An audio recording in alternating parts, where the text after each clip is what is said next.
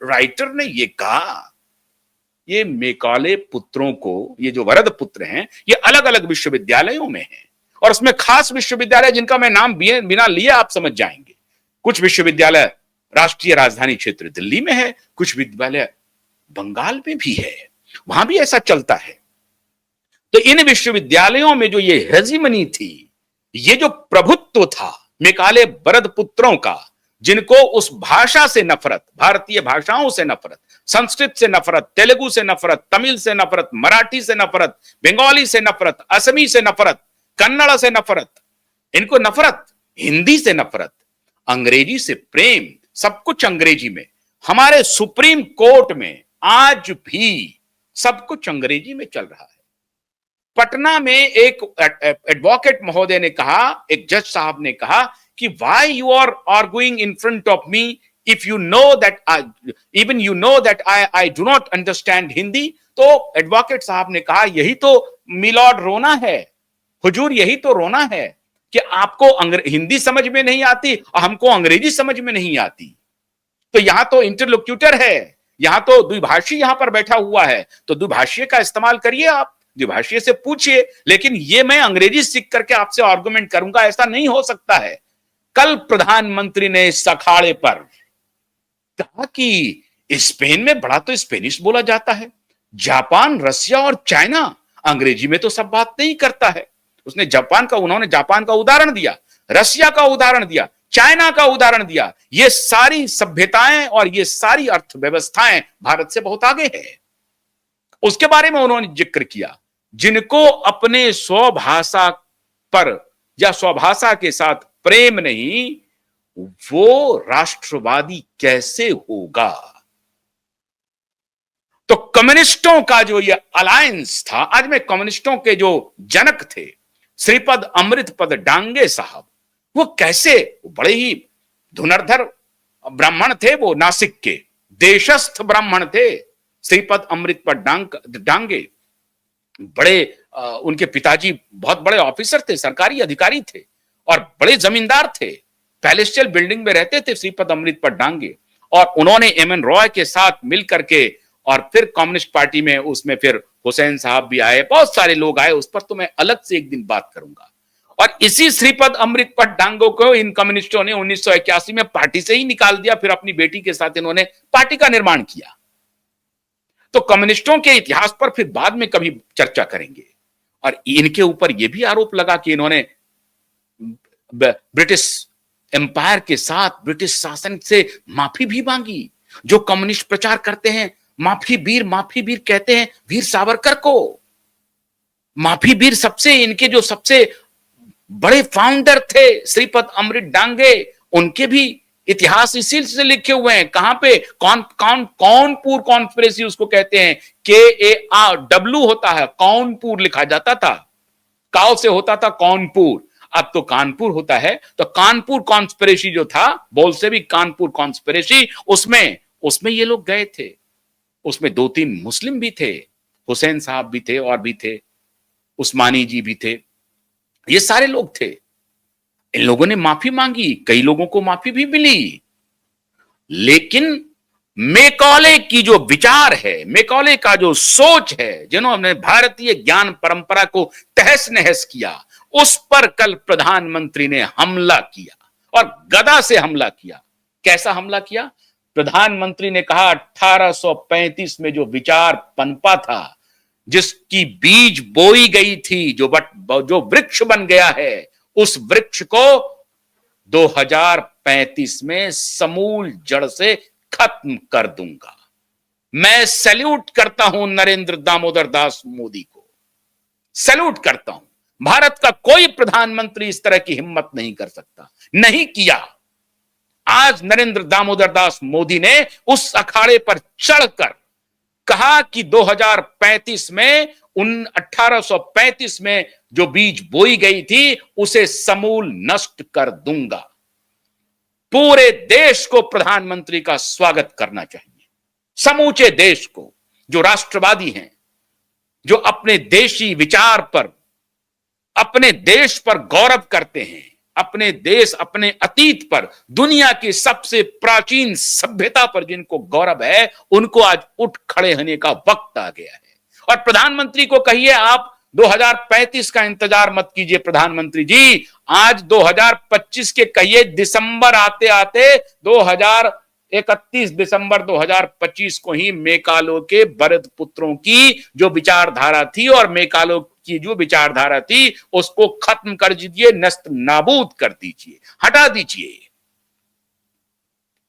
अंग्रेजी में सब बात होगी, और अंग्रेजी जिसको नहीं आता है वो मूर्ख, और जो अंग्रेजीदा है उसको हिंदी नहीं आती है वो बड़ा टैलेंटेड, वो बड़ा योग्य।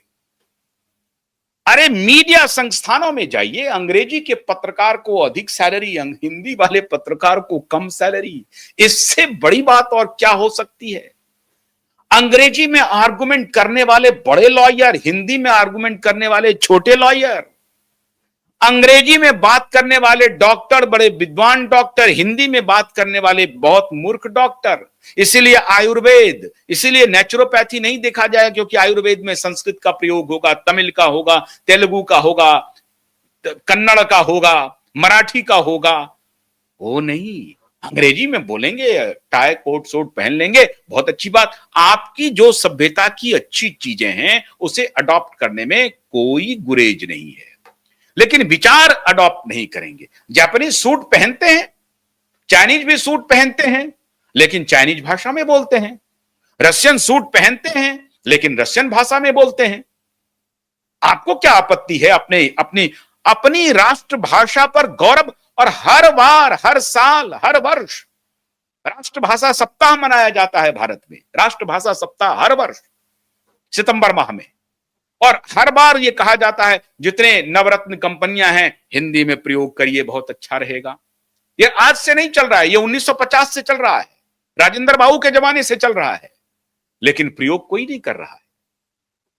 तो इसको कहते हैं सुपीरियोरिटी कॉम्प्लेक्स, लोगों के जहन में डालना, और तुमको अपने देश के ऊपर, अपनी सभ्यता के ऊपर, अपने ज्ञान के ऊपर, अपने विज्ञान के ऊपर कमतर का भाव अपने मन में पैदा करना, उसे बढ़ाना, और ऊपर वाले आपको लुक डाउन करेंगे, अंग्रेजी लोग आपको लुक डाउन करेंगे।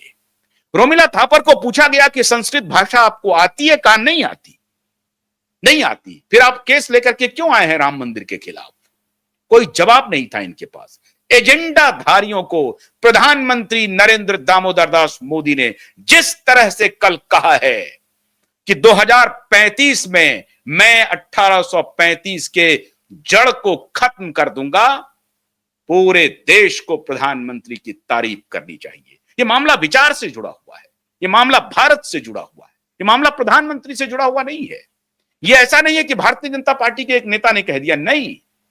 यह सबसे बड़ी बात है कि देश के प्रधानमंत्री ने सार्वजनिक मंचों से यह कहा कि मेकाले के विचार अब इस देश में नहीं चलेंगे। मेकाले का विचार क्या है? मेकाले का विचार है भारतीयों को अपने सब कुछ के बारे में कमतर का एहसास कराना। तुम्हारा कुछ भी अच्छा नहीं है, तुम गोबर हो, तुम किसी लायक नहीं हो, हम सभ्य हैं, हम सुशील हैं, हम इलीट हैं, हम तुम्हें जो बताएंगे उसी से तुम चलोगे। यह है मैकॉले का विचार।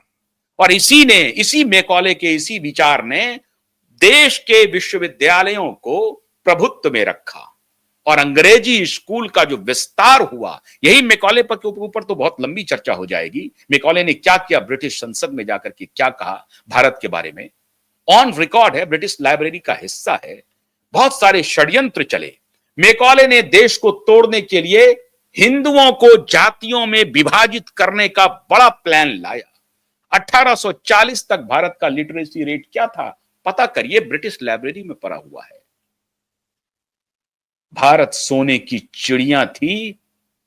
इन माफियाओं ने, इन लुटेरों ने, ब्रिटिशर्स ने, ये फ्रेंच डच लुटेरों ने भारत को जो लूटा, मुगलों ने जो भारत को लूटा, तो भारत की ये स्थिति हो गई कि हम इतने भीड़ू हो गए, इतने डरपोक हो गए कि अपने ऊपर हमने भरोसा ही खो दिया। कल प्रधानमंत्री नरेंद्र मोदी ने भारत के पुरुषार्थ को उनके अखाड़े से ललकारा है, उनके अखाड़े में घुसकर उनके जंघे पर वार किया है कि अभी कमतर देखने की बात।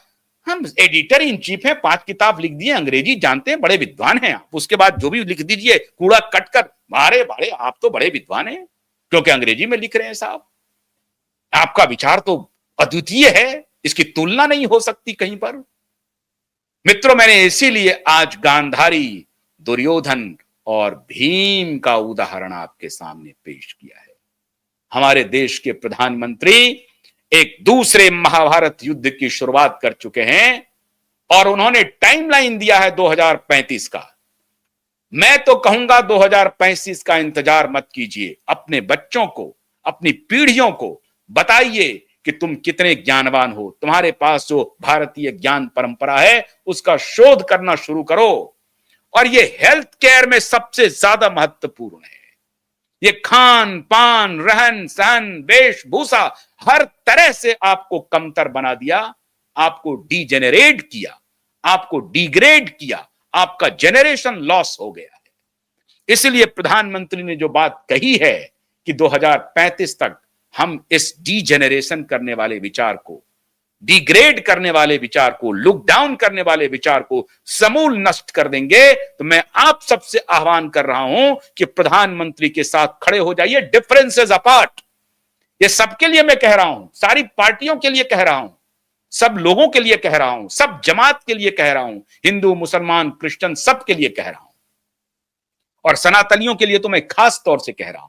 अपने डिफरेंसेस को भुला करके प्रधानमंत्री की इस अभियान में आप जुड़िए, और किसी अभियान में जुड़े ना जुड़े, लेकिन प्रधानमंत्री ने जो ये नारा दिया है कि हम मैकॉले के विचार को 2035 तक समूल नष्ट कर देंगे, इससे उत्तम बात कोई हो नहीं सकती। और सबसे खुशी की बात तो मित्रों ये है कि देश का प्रधानमंत्री स्वयं सार्वजनिक मंच से यह बात कह रहे हैं, और ऐसे मंच से कह रहे हैं जो सबसे बड़ा अखाड़ा है मैकॉले का।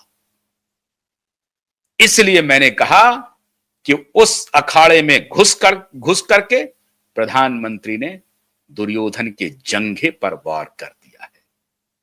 इसलिए मैंने गांधारी, दुर्योधन और भीम का जिक्र किया। आज प्रधानमंत्री भीम की भूमिका में हैं और दुर्योधन की भूमिका में ये मैकॉले और उनके वरद पुत्र हैं।